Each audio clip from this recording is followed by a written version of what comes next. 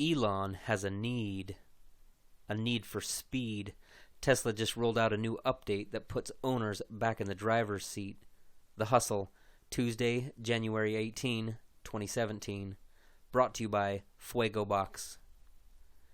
Yay, my Tesla can break the law again! Back in December, Tesla rolled out a software update that disabled the vehicle's autopilot from going faster than the speed limit on roads without a central divider. According to Elon Musk, no major precipitating event was responsible for the change, but that people in general were going a bit too fast on winding roads. Now, less than a month later, that update's been reversed. Over the weekend, Tesla did a 180 and pushed out another update, which allows owners to return to breaking the speed limit. The car is, however, still capped at 5 miles per hour over the limit on non-divided roads. Side note, on highways, autopilot can be set up to 90 miles an hour regardless of the speed limit. Takeaway number 1. With this update, Tesla is making it clear that any human who wants to command his or her robot driver to break the law has every right to do so. That's pretty crazy. However, considering Tesla's autopilot is still classified as a level 2 automated system, which means the driver is responsible for and must remain in control of their car at all times, it does make sense. Takeaway number 2. Tweet at Elon Musk. Seriously, if you own a Tesla and have an opinion, do it. Because apparently the dude reads your tweet immediately, thinks about it for hours, and does exactly what you say. Okay, fine. That's an exaggeration, but here's the point. Many Tesla owners, including certain well-known people, expressed frustration with the December update and tweeted about it. Looks like it worked. And just last month, a Tesla owner tweeted at Elon, complaining about people leaving their Teslas parked in supercharger spots. 20 minutes later, Musk responded, "You're right. We'll take action." And 6 days later, a product change was implemented. Sometimes Twitter is the best. Social media, just not all the time. eBay's little brother just cashed a fat check. LetGo, an online marketplace for buying and selling used goods, just raised another $175 million in funding, $375 million in total now. How will they use the money? Way too many ping pong tables, 3 kegerators, 234 beanbags, top of the line, very high thread count, and an iPad for every single employee, even if they don't want one. Just kidding. Silicon Valley's all grown up now. LetGo will use the influx of cash to sustain its impressive growth, $20 billion in gross merchandise sold in less than 2 years, and grab market share from the incumbents, like eBay Incorporated. Grab a ticket and wait in line. In the last few years alone, services like OfferUp raised $130 million in November, 5 Miles, Alibaba invested, and Facebook Marketplace, anybody use that thing? Have arrived on the scene offering similar solutions. This is a blessing because it's generating buzz, forcing the incumbents to react, and showing users that there are legitimate alternatives. But it's also a curse because when you have these many startups competing for the same eyeballs, chances are they'll just end up canceling each other out. Despite all that, here's how LetGo could win. LetGo is completely free, which is a big reason why it was able to get 45 million downloads and reach 20 million monthly active users so quickly. But eventually, they'll need to make money, and there are pretty much 2 options. Start taking a cut of the sale price from sellers, which is what eBay does. Make money through advertising. For example, charge sellers to improve visibility of their listings. This is the strategy that Alibaba used to beat eBay in China. Option number 2 seems like the obvious answer, mainly because it's proven to work, and because option number 1 is like trying to beat your older, bigger brother at his favorite sport, social media, or your cousin, Craigslist. Your temp will be arriving shortly. Every company dreams of becoming an overnight success until they wake up the next morning with 100,000 shipments to fill and a team of 10. Enter gig-based staffing platforms like Wonolo and ShiftGig, which just raised $20 million to help companies respond to changes in demand in real time. In this next evolution of the gig economy, businesses can order not just pizza, but employees to keep up with larger than normal deliveries, special events, or one-off projects that require specific skill sets. Kind of like hiring through a temp agency, but without the storefronts and staff. It also happens a lot faster. Wonolo says it takes just 4 minutes on average to fill an open position on their platform, thanks to a pool of 30,000 workers across 8 cities who receive push notifications about new openings posted by companies. The workers on both platforms come without commitment, and after a gig, which could last just a few hours to a week or more, managers and workers can rate each other, creating a Glassdoor-like company profile. And while Winolo and ShiftGig focus mainly on short-term, low-skill labor, business-focused gig marketplaces are cropping up across the board. The market's looking pretty crowded, actually.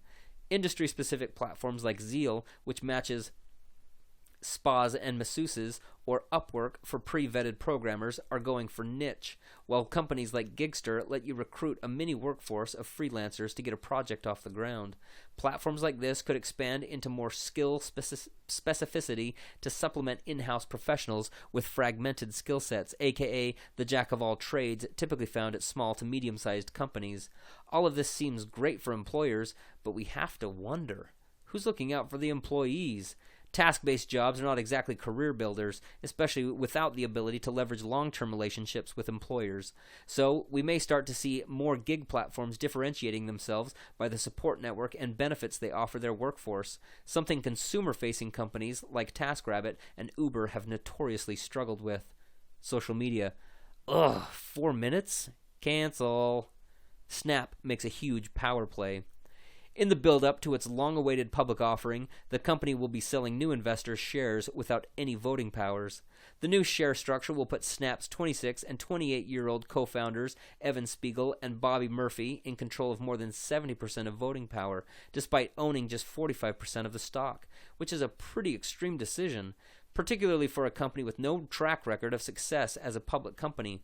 While it's not uncommon for companies to create lower classes of shares as they grow, companies like Facebook and Google have added weaker classes of shares. Many do so gradually as they prove themselves in public markets. But given that the IPO well in the past 2 years has been relatively dry, Snap's offering looks especially lucrative, and its new share structure isn't likely to deter investors. So, what does this mean for Snap's founders? Basically a ton of leverage. By refusing to give up additional voting, Spiegel and Murphy will maintain power to choose Snap's board members, make key company decisions, and take risks without the threat of investor takeover. Gotta give them credit for being upfront about their intentions to stay in control, rather than pull the rug out from investors at a later date, like Zuckerberg did with some of his early investors, and continues to do so as just of this year. Social media. The Social Network. Great flick. The Birds and the Bees. It all starts when an email meets a reader, and they find that they love each other very much. Maybe they take it slow at first, just an open once or twice a week during a routine inbox cleaning sesh. Then, as they get more serious, it turns into more of a daily habit. The time between email notifications starts to feel like an eternity. Next thing you know, they're telling all their friends, meeting each other's families, and Ryan Gosling builds them a southern mansion with a porch. Wait, did we mention we're raising money? And no, it doesn't involve writing a rom-com mashup of You've Got Mail and The Notebook. We're growing this crazy pirate ship known as The Hustle and want you to get involved. That's why we're partnering with Seed Invest to allow you, our loyal readers, to become part of the Hustle family by participating in our round of fundraising. Think of it like a Kickstarter project, except instead of pitching a Wi-Fi enabled blender, our product already exists and people actually want it. So if you have some extra cash lying around and believe in who we are and what we're doing, check out our Seed Invest page and learn more about the specifics. And as always, feel free to reply back with any questions. This edition of The Hustle was brought to you by Fuego Box. Go look in your fridge right now. Actually, don't get up. We already know what's in it. A half-full jar of pickles aging like a fine wine, an unopened bag of baby spinach. You'll make a salad this week, you swear. And a crusty bottle of hot sauce. That's right, the Tabasco, Cholula, Sriracha, Frank's hot sauce that's always been there for you, through the good leftovers and the bad, to bring even the driest chicken breast back to life. Yes, hot sauce has never let you down. Now it's time to kick things up a notch. Fuego Box curates the best undiscovered, high-quality hot sauces from around the world and sends them to you on a monthly or quarterly basis. All of their picks add unique flavor and spice to your food without leaving it lost in the sauce, and without requiring you to reach for the milk after every bite. Sign up for yourself here, or gift it to that friend who carries a travel-size sriracha with them every time they leave the house. Use the code HUSTLE to get $10 off your first box, and start expanding your hot sauce horizons. Disclaimer. HustleCon Media Incorporated, The Hustle, is offering securities under Regulation CF through SI Securities LLC. SI Securities. The company has filed a Form C with the Securities and Exchange Commission in connection with its offering, a copy of which may be obtained here. https://www.seedinvest.com/the.hustle/seed/filing. The Hustle. Subscribe, jobs, advertise, ambassadors, events. Kendall, I'll never let go, baker, writer. Lindsay Quinn, nailing a new recipe on the first try. John Havel, backseat editor.